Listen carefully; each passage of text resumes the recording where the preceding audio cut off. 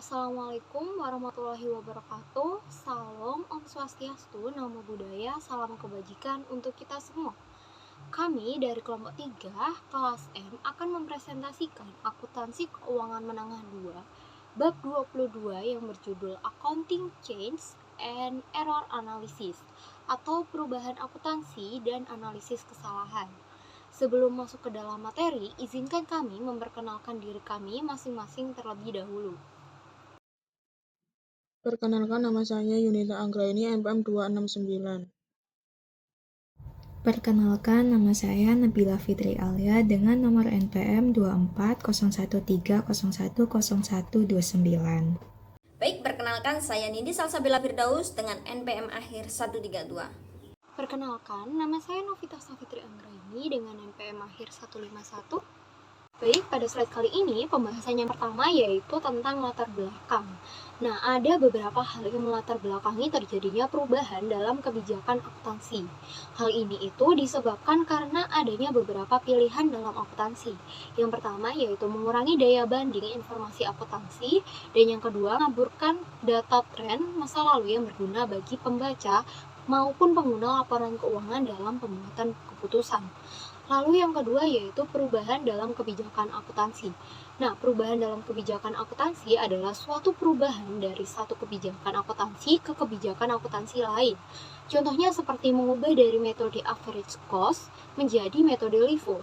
Nah, hal ini terkait dengan pencatatan persediaan atau inventory. Lalu yang kedua, contoh yang kedua yaitu mengubah dari metode cost recovery menjadi metode persentase penyelesaian. Nah, hal ini itu berkaitan dengan aset tetap. Lalu penerapan kebijakan baru dalam rangka mengakui terjadinya suatu transaksi baru pertama kali atau yang pernah terjadi di masa lalu, tetapi nilainya tidak material, maka dianggap tidak termasuk dalam perubahan akuntansi. Lalu pembahasan yang ketiga yaitu jenis-jenis perubahan akuntansi. Nah, terdapat beberapa jenis. Yang pertama yaitu perubahan dalam kebijakan akuntansi, yang kedua perubahan dalam estimasi akuntansi, lalu yang ketiga ada perubahan kesalahan atau error. Nah, error ini apabila terjadi akan dipertimbangkan dalam perubahan akuntansi. Kemudian terdapat 3 pendekatan dalam melaporkan perubahan. Yang pertama yaitu pendekatan berdampak pada periode berjalan atau currently. Yang kedua, pendekatan yang berlaku surut ke belakang atau retrospektif. Dan yang ketiga, pendekatan berlaku ke depan atau perspektif. Lalu IASB itu menetapkan bahwa penggunaan pendekatan cenderung ke arah retrospektif atau ke belakang. Dasar pemikirannya adalah pengguna laporan keuangan dapat memperoleh perbandingan yang lebih baik dari satu periode ke periode selanjutnya. Dan yang terakhir yaitu pendekatan perubahan akuntansi dengan retrospektif. Nah, perusahaan ini melaporkan perubahan akuntansi dengan beberapa cara. Yang pertama yaitu dengan cara menyesuaikan laporan keuangan untuk tiap periode masa lalu dengan menggunakan basis atau metode yang sama apabila menggunakan kebijakan akuntansi yang baru. Nah, dari metode ini, itu kita tahu dampaknya dari penggunaan metode yang lama, lalu kita membandingkan dengan metode yang baru. Yang kedua, yaitu dengan melakukan penyesuaian atas nilai tercatat atau nilai buku dari aset dan liabilitas pada awal tahun dilakukannya perubahan. Nah, hal ini itu juga melakukan penyesuaian yang diperlukan terhadap saldo laba atau komponen ekuitas lainnya yang sesuai atau aset bersih pada awal tahun dilakukannya perubahan. Nah, pada bagian bawah terdapat ilustrasi perubahan akuntansi retrospektif kontrak jangka panjang. Nah, untuk mengilustrasikannya, asumsikan Benson SA telah mencatat pendapatannya dari kontrak konstruksi jangka panjang menggunakan metode cost recovery. Nah, pada tahun 2022, sebagai hasil penerapan standar pendapatan yang baru, perusahaan ini beralih menggunakan metode persentase penyelesaian. Nah, untuk keperluan perpajakan, perusahaan menggunakan metode cost recovery dan berencana untuk terus melakukannya di masa yang akan datang. Lalu asumsikan tarif pajak yang berlaku sebesar 40%. Nah, ini adalah perbandingan selama 3 tahun dengan kedua metode, yaitu yang pertama cost recovery dan yang kedua yaitu persentase penyelesaian. Nah, hal ini dilihat dari income statement parsial. Pada metode cost recovery, net income tahun 2020 sebesar 240.000, tahun 2021 sebesar 96.000 dan tahun 2022 sebesar 114.000. Lalu pada metode persentase penyelesaian net income tahun 2020 sebesar 360.000, tahun 2021 sebesar 180.000, dan tahun 2022 sebesar 120.000. Nah, perbandingan pada setiap periode kedua metode ini sangat berbeda, di mana dengan menggunakan metode persentase penyelesaian menghasilkan net income yang lebih besar daripada menggunakan metode cost recovery. Lalu pada slide kali ini yang pertama kita melihat data untuk contoh perubahan akuntansi secara retrospektif. Nah, tabel ini membandingkan pendapatan sebelum pajak yang dihitung dengan dua metode berbeda. Yang pertama yaitu persentase penyelesaian dan cost recovery. Misalnya sebelum tahun 2021 terdapat selisih sebesar 200.000 di antara dua metode tersebut. Nah, ketika selisih ini dikalikan dengan tarif pajak sebesar 40%, muncullah dampak pajaknya dan juga income effect net of tax. Nah, jika kita akumulasikan semua selisih hingga awal 2022, totalnya menghasilkan difference sebesar 220.000 sebelum pajak dan setelah pajak menjadi 132.000. Angka inilah yang nantinya akan digunakan untuk melakukan penyesuaian pada return earnings. Lalu, kita beralih ke bagian kanan atas yang menunjukkan jurnal penyesuaian saat menerapkan perubahan kebijakan akuntansi secara retrospektif. Pada tahun 2022, perusahaan mencatat perubahan metode dengan jurnal Construction in Process sebesar 220.000 pada deferred tax liability sebesar 88.000 dan return earnings sebesar 132.000. Nah, angka return earnings ini berasal dari selisih kumulatif setelah pajak yang tadi kita lihat pada tabel sebelumnya. Selanjutnya, pada bagian kiri menjelaskan persyaratan pengungkapan utama jika perusahaan ini melakukan perubahan kebijakan akuntansi.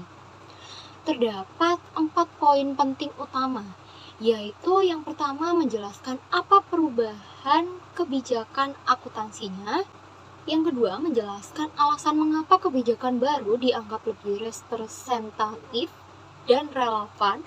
Lalu yang ketiga menunjukkan dampak penyesuaian pada setiap periode yang disajikan, baik untuk setiap akun laporan keuangan maupun dampak pada IPS. Lalu yang keempat, dan apabila memungkinkan juga menjelaskan penyesuaian terhadap periode sebelum yang ditampilkan. Nah, pengungkapan ini wajib agar laporan keuangan ini tetap transparan dan mudah dipahami oleh pengguna. Terakhir, pada bagian kanan bawah, kita dapat melihat contoh penyesuaian return earnings setelah perubahan kebijakan akuntansi. Misalnya, return earnings pada tahun 2020 sebesar 1.360.000. Setelah perubahan metode diakui, saldo return earnings awal tahun 2021 ikut berubah. Nah, tabel di bawahnya memperlihatkan perbandingan saldo return earnings apabila memakai metode lama versus menggunakan metode baru. Selisih kumulatifnya sebesar 120.000. Inilah yang akan disesuaikan dan diakui pada return earnings awal periode. Dengan demikian, perubahan kebijakan akuntansi tidak hanya mempengaruhi laba tahun berjalan, tetapi juga mengoreksi kembali saldo laba dari periode-periode sebelumnya agar tetap konsisten dengan kebijakan baru yang ditetapkan oleh perusahaan. Kemudian pada slide kali ini, yang pertama kita mulai dari bagian kiri atas yang menjelaskan penyesuaian return earnings setelah penerapan retrospektif. Nah, di sini terlihat bahwa return earnings per 1 Januari tahun 2021 awalnya dilaporkan sebesar 1.600.000, kemudian perusahaan menambahkan penyesuaian kumulatif sebesar 120.000 yang berasal dari penerapan metode akuntansi baru secara retrospektif, khususnya untuk kontrak konstruksi. Nah, setelah penyesuaian tersebut, saldo return earnings pada awal tahun menjadi 1.720.000 dengan laba bersih tahun berjalan sebesar 108.000. Return earnings akhir tahun tercatat sebesar 1.828.000.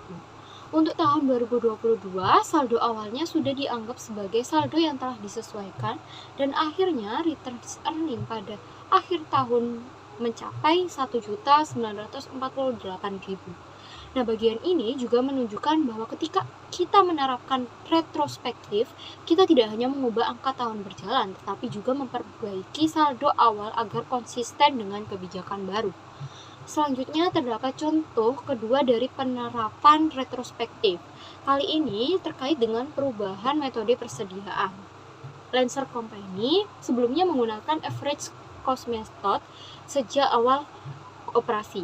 Namun pada tahun 2022, manajemen memutuskan untuk beralih ke metode FIFO karena dianggap lebih memberikan pengukuran yang lebih tepat.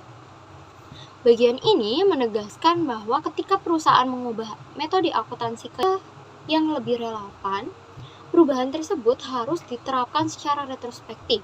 Artinya data-data dari tahun sebelumnya juga harus disesuaikan dengan metode baru yang digunakan. Lalu disajikan juga informasi tambahan yang membantu memahami dampak perubahan metode persediaan tadi. Yang pertama, ditunjukkan data penjualan, pembelian, dan beban operasi untuk tahun 2020 hingga tahun 2022. Kemudian diberikan juga nilai persediaan di akhir setiap tahun menurut average cost maupun FIFO beserta selisihnya. Selanjutnya, terlihat pula perbedaan dari COGS antara kedua metode tersebut.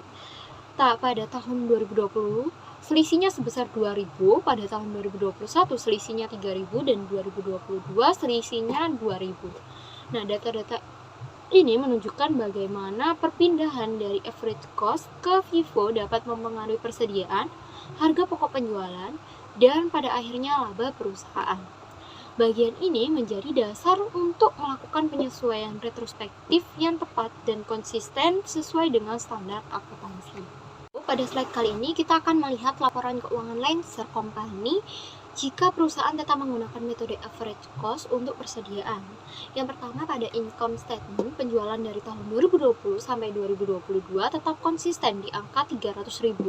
Perbedaannya terdapat pada COGS yang menurut average cost masing-masing sebesar 80.000, 100.000, dan 113.000. Setelah dikurangi beban operasional, laba bersih tahunannya menjadi 120.000 di tahun 2020, 100.000 di tahun 2021, dan 87.000 di tahun 2022. Kemudian pada bagian returns earning statement, saldonya terus meningkat sesuai dengan laba bersih tiap tahunnya.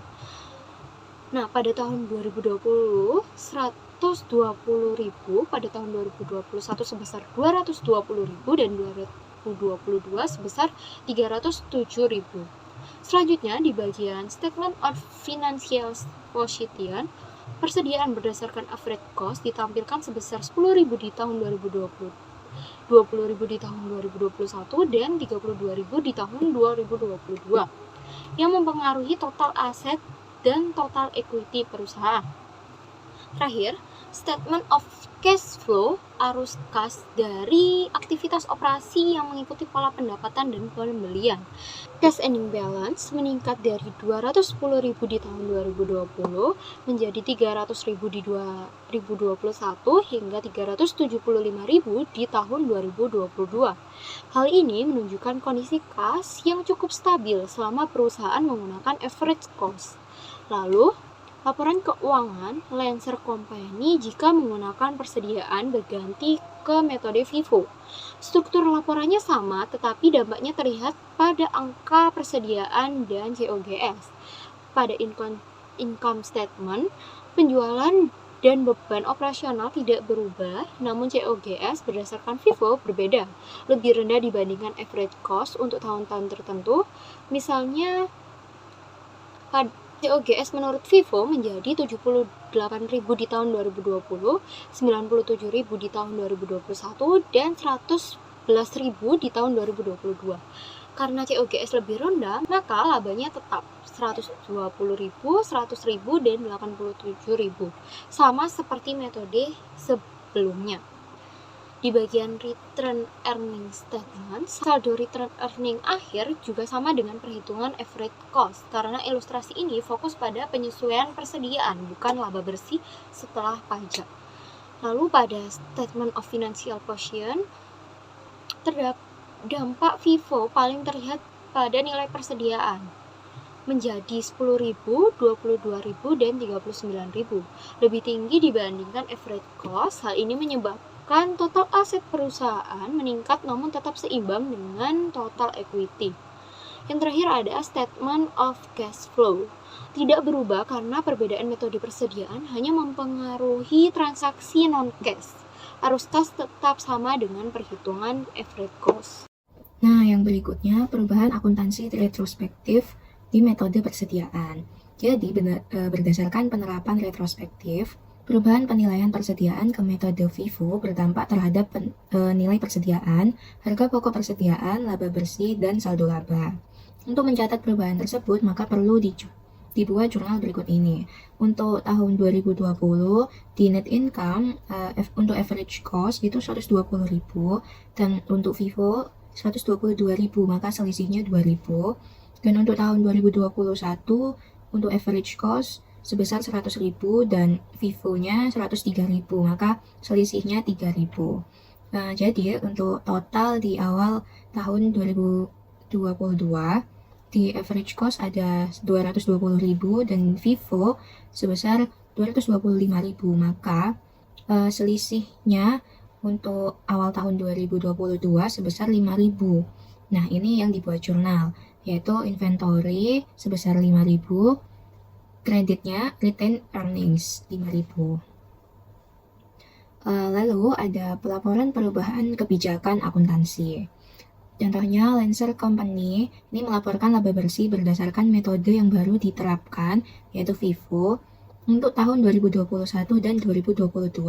Secara retrospektif menyesuaikan laporan laba rugi tahun 2021 dan melaporkan informasi berdasarkan metode FIFO.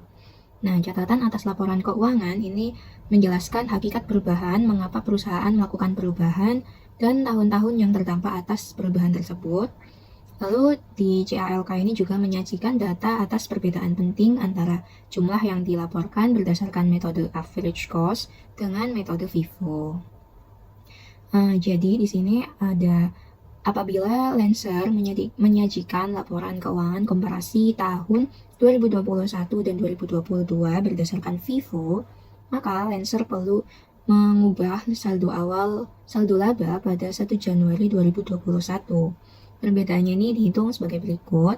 Untuk retained earnings di 1 Januari 2021, ini untuk yang FIFO sebesar 122.000, dan untuk yang average cost sebesar 120.000, maka cumulative effect difference-nya sebesar 2.000 atau selisihnya. Perbedaan sebesar 2.000 merupakan dampak kumulatifnya.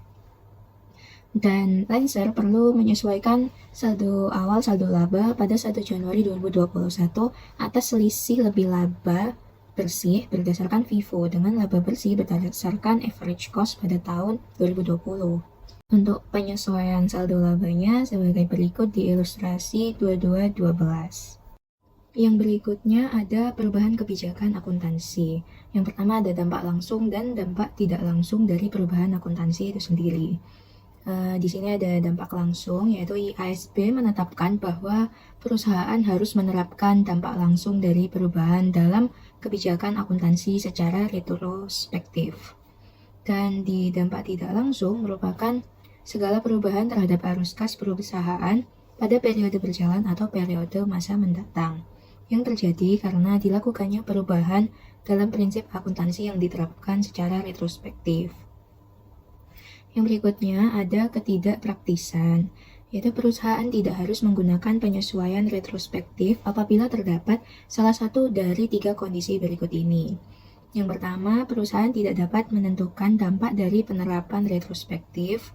Yang kedua, penerapan retrospektif membutuhkan asumsi mengenai intensi manajemen di masa yang lalu. Dan yang terakhir, penerapan retrospektif membutuhkan estimasi yang signifikan bahwa perusahaan tidak dapat berkembang. Apabila terdapat kondisi di atas, maka perusahaan menerapkan penyesuaian prospektif atas penggunaan prinsip akuntansi yang baru. Baik, yang selanjutnya, akuntansi dan pelaporan untuk perubahan estimasi akuntansi. Yang pertama ada contoh-contoh estimasi, di sini ada 8, yaitu 1. Piutang tak tertagih atau bad debts. Yang kedua, persediaan yang usang atau inventory obsolescence. Yang ketiga, masa manfaat dan nilai sisa aset, useful life and residual value of asset. Yang keempat, periode manfaat dari biaya ditangguhkan.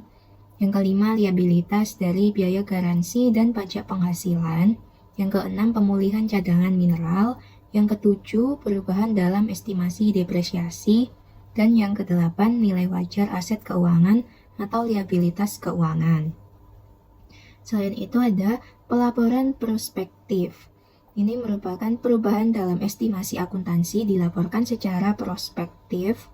Penghitungan perubahan estimasi dilakukan pada 2 periode, yaitu yang periode pertama, periode perubahan apabila perubahan estimasi tersebut memengaruhi periode itu saja. Atau yang kedua, periode terjadinya perubahan dan periode mendatang apabila perubahan estimasi memengaruhi keduanya. Jadi IASB memandang perubahan estimasi sebagai koreksi dan penyesuaian normal yang berulang dan melarang menerapkan penyesuaian retrospektif. Dalam perubahan estimasi akuntansi juga ada pengungkapan, yaitu suatu perusahaan harus mengungkapkan hakikat dan jumlah dari perubahan dalam estimasi akuntansi yang memiliki pengaruh dalam periode berjalan atau diharapkan memiliki pengaruh terhadap periode mendatang, kecuali dipandang tidak praktis untuk mengestimasi dampak tersebut. Untuk contoh perubahan estimasi akuntansi, di sini ada Law Labs membeli sebuah gedung seharga 3 juta yang awalnya diperkirakan memiliki masa manfaat 15 tahun dan tanpa nilai sisa. Nah, Law Labs ini mencatat penyusutan selama 5 tahun dengan metode garis lurus, dan pada tanggal 1 Januari 2022, Law Labs merevisi estimasi masa manfaat. Kini, Law Labs menganggap aset tersebut memiliki total masa manfaat sepanjang 25 tahun. Nah, asumsikan masa manfaat untuk tujuan pelaporan keuangan dan perpajakan, biaya dan metode penyusutannya sama. Jadi, mencatat building sebesar 3 juta, dikurangi akumulasi penyusutan, dikurangi bangunannya, yaitu 5 kali 200.000 sama dengan sebesar 1 juta, maka nilai buku bangunan sebesar 2 juta. Nah, Law Labs juga mencatat penyusutan untuk tahun 2022. Jurnalnya sebagai berikut: depreciation expense sebesar 100.000 pada akumulasi depresiasi buildings sebesar 100.000. Perusahaan juga menghitung biaya penyusutan sebesar 100.000 seperti yang ditunjukkan pada ilustrasi tersebut, yaitu biaya penyusutan rumusnya sama dengan nilai buku aset sebesar 2 juta dibagi sisa umur layanan atau remaining service life, yaitu 25 tahun dikurangi 5 tahun, sama dengan hasilnya 100.000. Nah, perusahaan itu tidak perlu mengungkapkan perubahan dalam estimasi akuntansi yang dilakukan sebagai bagian dari operasi normal, seperti penyisihan piutang tak tertagih atau persediaan yang usang, kecuali perubahan ini bersifat material. Baik, di sini saya akan menjelaskan kesalahan dalam akuntansi learning object ketiga. Yang pertama, ada jenis-jenis kesalahan dalam akuntansi. Yang pertama yaitu suatu perubahan dari penerapan prinsip akuntansi yang tidak diterima secara umum ke kebijakan akuntansi yang diterima secara umum. Dengan kata lain, suatu perubahan yang terjadi dari penerapan akuntansi yang awalnya atau yang lama itu tidak sesuai dengan prinsip akuntansi, kemudian dirubah menjadi kebijakan akuntansi atau prinsip akuntansi yang sesuai dengan yang berlaku. Kemudian yang kedua yaitu kesalahan matematis. Nah, seperti salah dalam menjumlahkan lembaran hitungan inventaris pada saat penghitungan nilai inventaris. Yang ketiga yaitu perubahan estimasi yang terjadi karena perusahaan itu tidak menyusun estimasi dengan benar. Misalnya, seperti perusahaan itu mungkin telah menerapkan tarif penyusutan yang jelas-jelas itu tidak realistis. Yang keempat yaitu kekeliruan, seperti kegagalan dalam mencatat atau menunda pengeluaran dan pendapatan tertentu di akhir periode. Kemudian yang kelima yaitu penyalahgunaan fakta. Seperti halnya kegagalan menggunakan nilai sisa atau nilai residu dalam menghitung dasar penyusutan dan pendekatan garis lurus. Yang keenam, klasifikasi biaya yang salah sebagai beban dan bukan sebagai aset dan sebaliknya juga. Kemudian di sini ada kategori akuntansi dan jenis penyajian kembalinya atau restatement yang tertera dalam tabel tersebut ya. Yang pertama, kategori pengakuan beban. Maka restatementnya yaitu mencatat beban atau jumlah yang salah pada periode terjadi kesalahannya. Kemudian yang kedua, pengakuan pendapatan. Berbagai ketidaktepatan dalam pengakuan pendapatan atau pendapatan yang belum jelas tetapi sudah diakui atau sejumlah kesalahan lainnya yang menyebabkan pendapatan itu salah dalam penyajiannya. Yang ketiga yaitu kategori kesalahan klasifikasi. Nah, restatement termasuk penyajian kembali yang disebabkan oleh kesalahan klasifikasi terhadap akun lancar dan tidak lancar atau yang berpengaruh pada arus kas operasi. Keempat, ekuitas lainnya. Restatement, ketidaktepatan akuntansi terhadap EPS, saham yang dibatasi, warrant dan instrumen ekuitas lainnya. Kelima, cadangan atau kontingensi. Nah, restatement, kesalahan yang terkait dengan akun piutang tidak tertagih, kemudian cadangan persediaan, cadangan pajak penghasilan dan kerugian kontingensi. 6. Aset jangka panjang. Nah, penurunan nilai aset pada properti, plant dan equipment, goodwill atau item lainnya yang terkait. 7. Pajak restatement, kesalahan-kesalahan yang terkait dengan perbaikan tarif pajak, perlakuan liabilitas pajak yang tidak tepat dan hal-hal lainnya. Yang 8, ekuitas atau OC.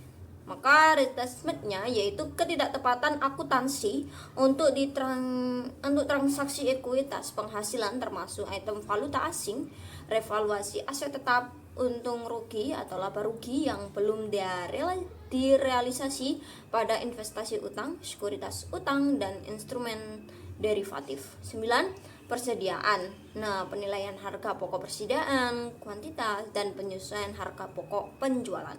10. Ekuitas share option. Maka dilakukan restatement pada akuntansi yang tidak tepat untuk opsi saham karyawan. 11. Lain-lain. Maka restatement yang dilakukan segala bentuk penyajian kembali yang belum tercantum pada daftar-daftar yang sudah disebutkan di atas, termasuk yang berkaitan dengan ketidaktepatan akuntansi pada akuisisi atau merger. Nah, setelah perusahaan itu menemukan kesalahannya, maka perusahaan itu harus memperbaikinya. Itu konsep dasarnya. Nah, perusahaan mencatat koreksi kesalahan dari periode sebelumnya sebagai penyesuaian terhadap saldo awal laba ditahan pada periode berjalan. Nah, koreksi tersebut biasanya disebut sebagai penyesuaian periode sebelumnya. Jika menyajikan laporan perbandingan, perusahaan itu harus menyajikan kembali laporan sebelumnya yang terpengaruh untuk mengoreksi kesalahan tersebut. Baik, di situ akan ada contoh koreksi kesalahan. Sebagai ilustrasi, pada tahun 2023, pembukuan Selektro PLC menemukan kesalahan pada tahun 2022, yaitu perusahaan itu gagal dalam mencatat beban penyusutan sebesar 20.000 atas sebuah gedung yang baru dibangun. Nah, gedung ini merupakan satu-satunya aset yang dapat disusutkan yang dimiliki oleh Selektro. Nah, perusahaan telah memasukkan beban penyusutan dengan beban dalam SPT-nya dan melaporkan pajak penghasilan terutangnya dengan benar. Nah, ini adalah kasus yang sangat unik. Salah tapi benar. Nah, laporan laba rugi dalam gambar tersebut ada yang tanpa kesalahan dan ada yang kesalahan.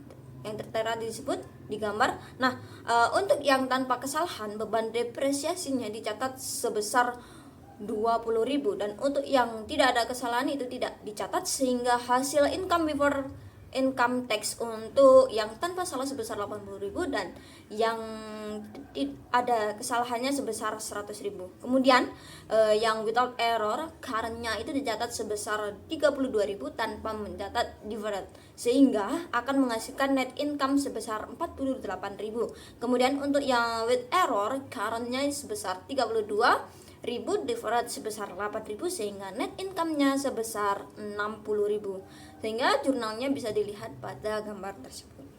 Nah, kemudian karena tidak mencatat depresiasi sebesar 20.000 pada tahun 2022, ini mengakibatkan dampak laporan laba rugi, yaitu yang pertama, biaya penyusutan tahun 2022 ini dianggap understate sebesar 20.000. Kemudian beban pajak penghasilan 2022 overstate sebesar 8.000. Kemudian laba bersih 2022 overstate sebesar 12.000. Kemudian juga berdampak pada laporan posisi keuangan, yaitu akumulasi penyusutan bangunan understate sebesar 20.000. Kemudian kewajiban pajak tanggungan overstate sebesar 8.000.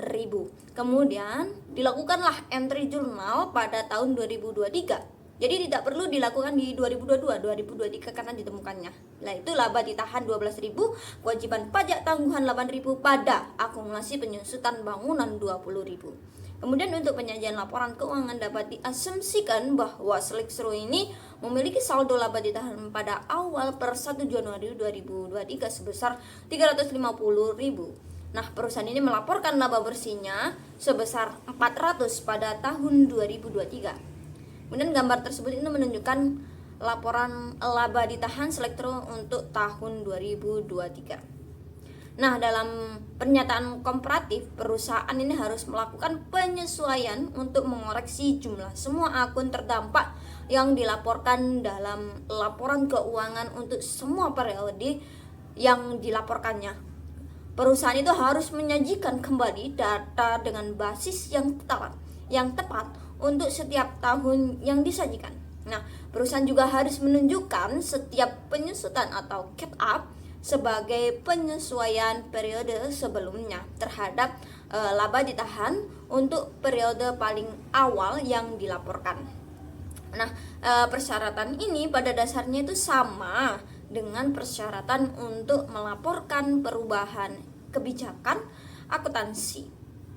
Selanjutnya kita masuk ke learning object 4, yaitu analisis kesalahan. Jadi perusahaan itu harus menjawab pertanyaan-pertanyaan berikut yang di bawah, yaitu yang pertama, jenis kesalahan apa yang terkait, kemudian jurnal apa yang dibutuhkan untuk mengoreksi kesalahannya, yang ketiga, setelah mengetahui adanya kesalahan, bagaimanakah laporan keuangan itu disajikan kembali. Nah, perusahaan itu memperlakukan kesalahan sebagai penyesuaian pada periode sebelumnya dan melaporkannya pada tahun berjalan sebagai penyesuaian terhadap saldo awal, saldo laba. Pertama, kesalahan laporan posisi keuangan. Nah, kesalahan dalam laporan posisi keuangan ini hanya mempengaruhi penyajian akun aset, liabilitas, dan ekuitas. Contohnya adalah yaitu klasifikasi piutang jangka pendek sebagai bagian dari investasi. Nah, klasifikasi wesel bayar sebagai utang usaha dan klasifikasi aset pabrik sebagai persediaan. Ketika kesalahan itu ditemukan, maka perusahaan itu mengklasifikasikan ulang pos tersebut ke posisi yang semestinya. Jika perusahaan itu menyusun laporan perbandingan yang mencantumkan tahun kesalahan, maka perusahaan itu harus menyusun laporan posisi keuangan untuk tahun kesalahan dengan benar. Kemudian yang kedua, yaitu kesalahan laporan laba rugi. Nah, kesalahan dalam laporan laba rugi ini melibatkan klasifikasi pendapatan atau beban yang tidak tepat. Contohnya yaitu termasuk dalam pencatatan pendapatan bunga. Ini merupakan sebagai bagian dari penjualan. Pembelian sebagai beban piutang tak tertagih dan beban penyusutan sebagai beban bunga. Nah, kesalahan klasifikasi laporan laba rugi ini tidak berpengaruh pada laporan posisi keuangan dan juga tidak berpengaruh pada laba bersih. Nah, akan tetapi perusahaan itu wajib membuat entry reklasifikasi ketika menemukan kesalahan jika penemuan tersebut dilakukan pada tahun yang sama dengan terjadinya kesalahan. Jika kesalahan itu terjadi pada periode sebelumnya, maka perusahaan itu tidak perlu membuat entry reklasifikasi pada tahun penemuannya karena akun-akun untuk tahun berjalan itu telah dinyatakan dengan benar Nah, jika perusahaan itu menyusun laporan perbandingan yang menyertakan tahun kesalahan, perusahaan itu menyajikan kembali laporan laba rugi untuk tahun kesalahan tersebut. Oke, kita masuk ke materi countervailing error. Countervailing error itu adalah jenis kesalahan dalam pelaporan keuangan yang secara otomatis akan saling menutupi atau mengimbangi pada periode akuntansi berikutnya. Artinya, kalau kita tidak koreksi sebenarnya, kesalahan ini akan tertutup sendiri seiring waktu, tetapi tetap perlu dianalisis karena menyebabkan laporan keuangan yang tidak akurat pada periode tersebut. Cara menentukan apakah perlu menyesuaikan. Langkah pertama yang perlu dilakukan adalah mengecek apakah buku untuk periode terjadi kesalahan sudah ditutup atau belum. 1. Jika buku periode berjalan sudah ditutup dan kesalahan tersebut sudah counterbalance, maka tidak perlu membuat jurnal koreksi. Sebaliknya, jika kesalahan belum counterbalance, kita perlu melakukan penyesuaian pada periode berjalan, khususnya pada akun red earning, agar saldo laporan tetap akurat. Tujuan memahami counterbalance error. Pemahaman ini penting bagi akuntan karena 1. Membantu menentukan apakah koreksi jurnal harus dilakukan di periode sekarang. Yang kedua, menghindari penyajian laporan keuangan yang misleading. Yang ketiga, menjaga keakuratan angka laba dan saldo ekuitas perusahaan. Jadi intinya pembahasan adalah bagaimana kita menganalisis kesalahan dan menentukan apakah perlu dilakukan penyesuaian atau menunggu sampai kesalahan itu tertutup otomatis. Selanjutnya, materi comprehensive explain numerous error. Pada slide ini, saya akan menjelaskan mengenai contoh komprehensif terkait adanya banyak kesalahan akuntansi dalam beberapa periode atau disebut numerous errors. Pada kenyataan, kesalahan dalam laporan keuangan tidak selalu terjadi hanya salah satu atau satu jenis saja. Dalam beberapa kasus, bisa terjadi kombinasi kesalahan pada beberapa tahun yang berbeda. Untuk membantu perusahaan menganalisis dampaknya, biasanya disiapkan worksheet atau lembar kerja analisis kesalahan. Di slide ini contoh kasus menunjukkan data net income dari perusahaan Hidros Helles untuk 3 tahun, yaitu tahun 2021 laba sebesar $17.400, tahun 2022 laba sebesar $2.200, tahun 2023 laba sebesar $11.300. Angka ini masih belum mencerminkan kondisi yang sebenarnya, karena ada kesalahan yang perlu dianalisis dan diperbaiki. Melalui worksheet, nanti akan dihitung berapa besar dampak kesalahan pada masing-masing tahun, serta bagaimana pengaruhnya terhadap ARS. Jadi poinnya utama dari slide ini adalah bahwa ketika kesalahan terjadi lebih dari satu kali dan di beberapa tahun, kita tidak bisa hanya melihat satu periode saja. Kita perlu analisis terpadu untuk mengetahui perbaikan yang tepat. Sekian penjelasan untuk slide ini, nanti pada slide berikutnya. Untuk sekian penerapan of financial statement with error correction.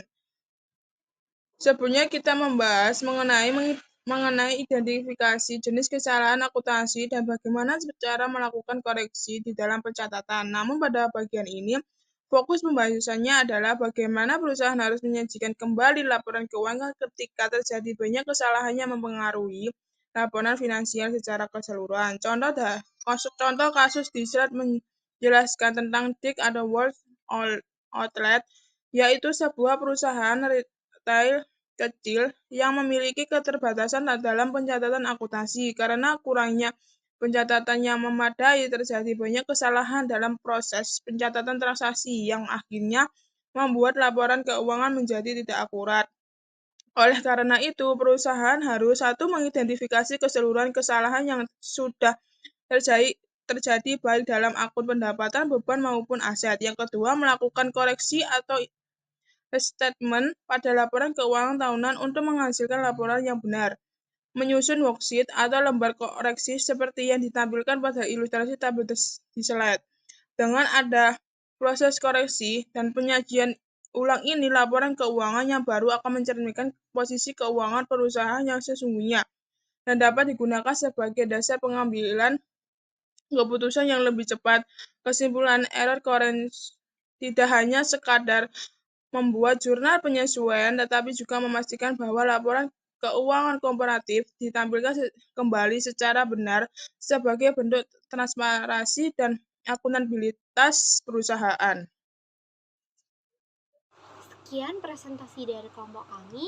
Mohon maaf apabila ada salah kata maupun perbuatan. Terima kasih. Wassalamualaikum warahmatullahi wabarakatuh.